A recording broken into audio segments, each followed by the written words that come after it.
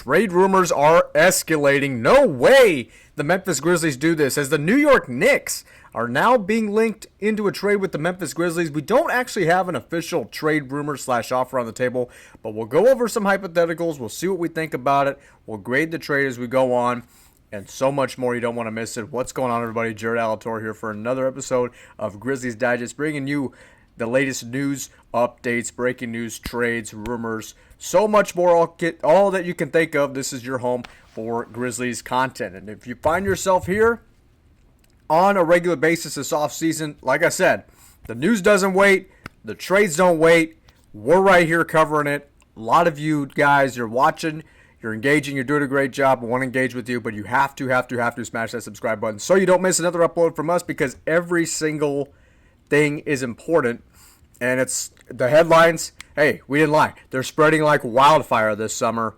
All started with the Desmond Bane trade. KCP, Cole Anthony. It's happening right now, including this report.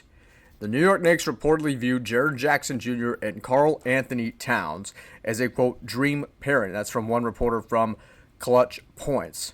Sources familiar with the situation tell ClutchPoints that at least one key member of the Knicks front office has long been interested in Jaren Jackson Jr. as a trade target. The Knicks' acquisition of Karl Anthony Towns last offseason didn't nullify this interest either, but league sources say that a Jackson Jr. and Karl Anthony Towns front court would be a, quote, dream pairing for New York in their starting lineup. So, again, we're getting these reports of Jaren Jackson Jr. Looks like Ja Morant is cleared from the list. My McCoy, she's going to have a video on that soon, including some of what the media talking heads keep on bringing up, because they apparently have nothing better to do than they don't want to talk about the NBA Finals. It's a historic NBA Finals. One team is going to win their first title in franchise history, but for some reason they are continuing to bring up Ja Morant and what appears to be just lunacy to me. But that's in another video. But watch this here. Grizzlies get Mikal Bridges, Mitchell Robinson, 2025 second-round pick, 2026 first-round pick, 2026 second-round pick, 2028 second-round pick.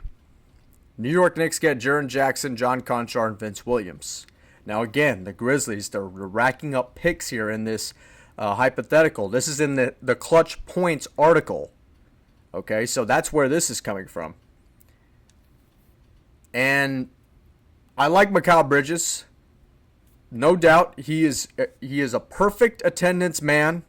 Hasn't missed a game in his NBA career, 7-year NBA career. Just remarkable. You'd rather have a guy with availability than non-availability. Unfortunately, I hate to bring him up again, but Ja Morant has been a guy that hasn't been available a lot over the past couple of years. Whether it's been injuries, whether it's been on-court issues, off-court issues, fines, suspensions, etc., so on and so forth and what have you. But then you got Mitchell Robinson. I'm gonna grade this trade right now.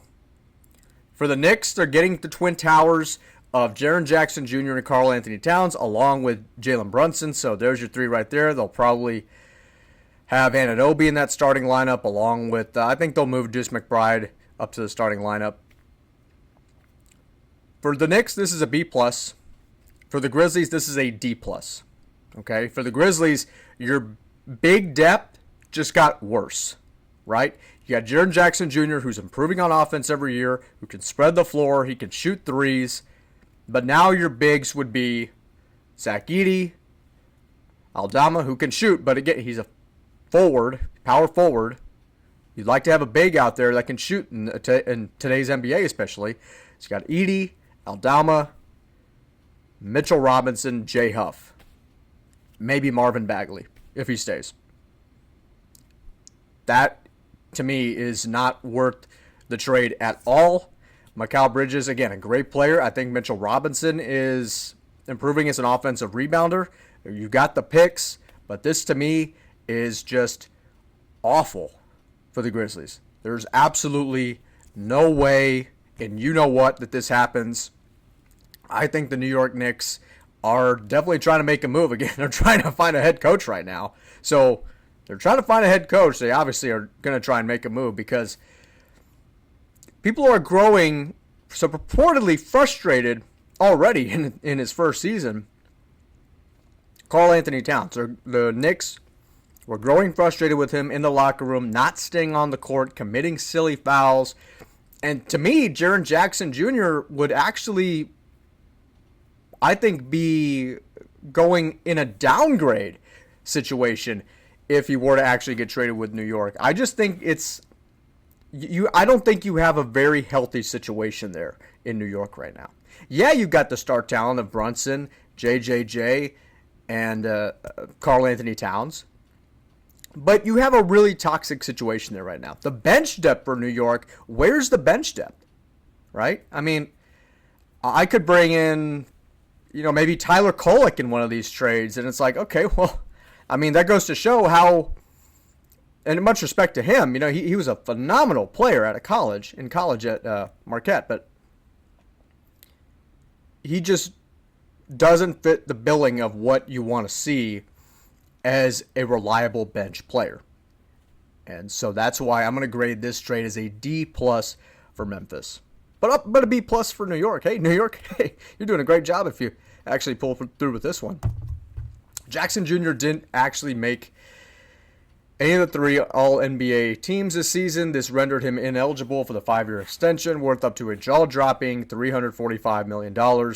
He can re-sign for a maximum of 4 years, $147 million. If the Grizzlies do choose to move on from Jackson Jr., however, the Knicks may have a key advantage over other suitors. However, the shocking deal that sent Bane to Orlando, NBA insiders suggested that the Grizzlies undergo a full rebuild. Again, this is the same report that we heard from Brian Windhorst about what direction is this team going to go in. Well, I think in the past couple of days, Ja Morant has answered that pretty perfectly. Jaren Jackson Jr., I don't want to say he's been quiet on the issue because he hasn't been quiet, but he has said many times before how he wants to be in Memphis. He loves Memphis. I think he's a Memphis Grizzly at heart. And there are several prominent reports out there that are saying the Memphis Grizzlies are going with Ja Morant and Jaren Jackson Jr. for their future. So all of you folks on ESPN that are just creating a narrative that really just doesn't matter, I don't know what more to say about that. I mean, it looks pretty obvious to me. As we get into more of the article now, the Knicks front office has become infamous for its confident approaches to recruiting, and they go back. I don't think I have this in here, but they go back to the early 2020s whenever Jackson Jr.'s dad was actually an assistant coach for the Westchester Knicks. So maybe a connection there. But again, sources familiar with ClutchPoints say that one key member of the Knicks front office has been interested in Jackson Jr. as a trade target for years. The Knicks' acquisition of Anthony Towns last offseason didn't nullify this interest either. League sources say that a Jackson Jr. Cat front court will be a dream pairing for New York in their starting lineup. Whether or not the Grizzlies would move Jackson Jr. remains to be seen. It's presented as unlikely going into the offseason, but the Bane deal with Orlando was a, quote, rebuild trade, according to ESPN's Brian Windhorst. Would Memphis move the two-time NBA All-Star big to punt on competing in the loaded Western Conference, right? So, again, talking about rebuild, different direction. You can argue it's a different direction, but this is not a rebuild by any means. There's no one that Memphis fans want more than Ja Morant. And then, second to that, Jaren Jackson Jr. I mean, look at John Conchar, right? He outlasted Desmond Bane. So, that was one surprise, for sure. But if John Conchar is staying on the roster, I think we can almost agree that Jaren Jackson Jr. will be on the roster. At least I think I'm going to say about a 95% chance. And maybe that's just me being nice right now. And our last part of the segment, the deal would leave the Knicks with a formidable and versatile front court duo. JJJ and Towns' shooting talent could allow the team's next head coach to maximize the two-time All-NBA superstar Jalen Brunson and help get the most out of utility star Josh Hart. So excuse me for the previous thing I said. I was talking about OG Anunoby and Deuce McBride. It would be OG Anunoby and Josh Hart. Excuse me, it's been a long couple of weeks for me. So that would be their starting lineup. Those two, JJJ, Karl Anthony Towns, and Jalen Brunson, whose shooting struggles have made finding optimal lineups tricky. The team may already see Ariel Ukporti, one of their second-round selections in 2024, is being ready to serve as the second-string center. May take a third team. They say a third team could be involved in this so-called trade. That the Grizzlies get enough assets to make a potential deal worthwhile. The next mock trade, or the mock trade above that we showed you earlier in the video, involves the Knicks trading most of their available draft capital, which is really not that much in the next few years. Next offseason, however, they'll be able to offer another first-round pick in trades unless teams value any of the Knicks' young players highly. New York may not be able to swing any needle-moving trades until that of the 2026 offseason. And they go over the Bane trade again, saying it was proved that very few people know exactly what the direction the Grizzlies plan to go in this offseason. Continuing to shake things up ensures they'll hear from the Knicks about Jaren Jackson Jr. So I'm going to say this just one more time. Okay, there is a 95+% chance that the Memphis Grizzlies are going to keep Jaren Jackson Jr. and Ja Morant. There's no doubt about it, in my opinion. But again, you got to have the narratives. You got to have content for all these national talk shows. It's going to be a thing.